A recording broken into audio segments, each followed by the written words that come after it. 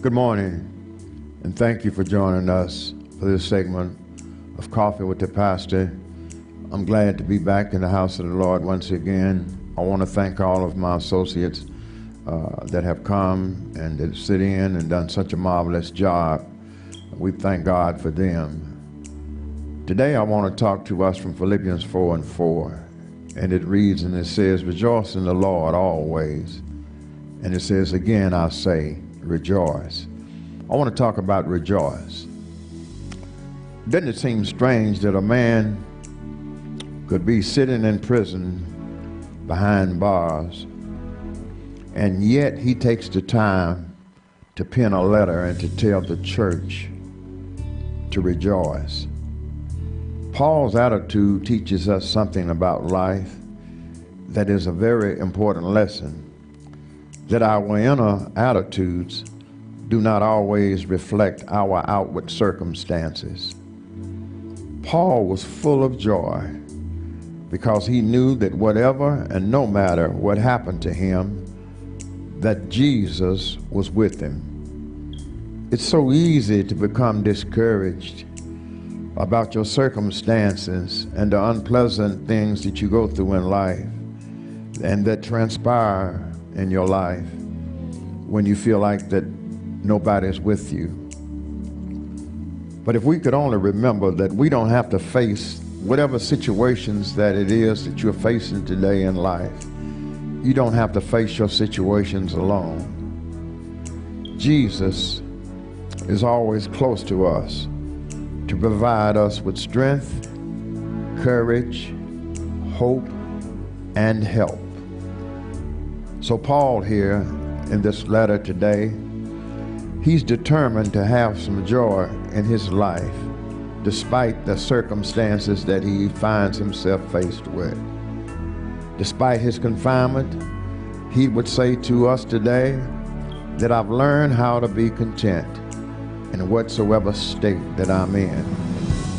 Because of his mindset, he could see beyond the clouds that were hanging low in his life without any doubt that Jesus was greater than any problems that he would face that day or the future to come. So he invites and he writes the church to rejoice in the Lord always. I want to say to us today that you are fighting a wall of circumstances. Stop allowing the devil to steal your joy, your peace, your happiness, and your satisfaction. Jesus will give you peace that passeth all understanding, even on your worst day, if you would only allow him to. Jesus may not be seen in body, but I promise you he is forever present in spirit. He will give you patience for your trials, comfort in your afflictions, strength in your battles. He hasn't given up on you, so don't you give up on him.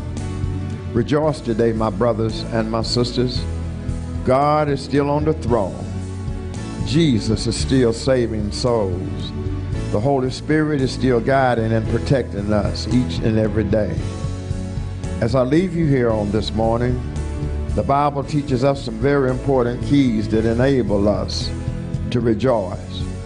First of all, be prayerful, because prayer still changes things, and learn to pray without ceasing. If your prayer is not answered on the first time, keep praying to God. If it's not answered on the second occasion, keep praying and giving it to God. The second thing that I say for you to learn how to rejoice is to be patient, because God has a set time that he has set aside to answer your prayers. Lastly, be watchful, because God will come through. Jesus' message to the church at Sardis was, get ready, he will show up. And when he does show up, he will sure enough show out. So I say to you today, brothers and sisters, rejoice. Blessings upon you, blessings upon your family. Just stay in the path that God would have you to walk in. And I will guarantee you that everything will be all right. Rejoice in the Lord and be glad. This is the day that the Lord has made. God bless you. God keep you. And I pray that these words have benefited you and given you some strength in your day. God bless.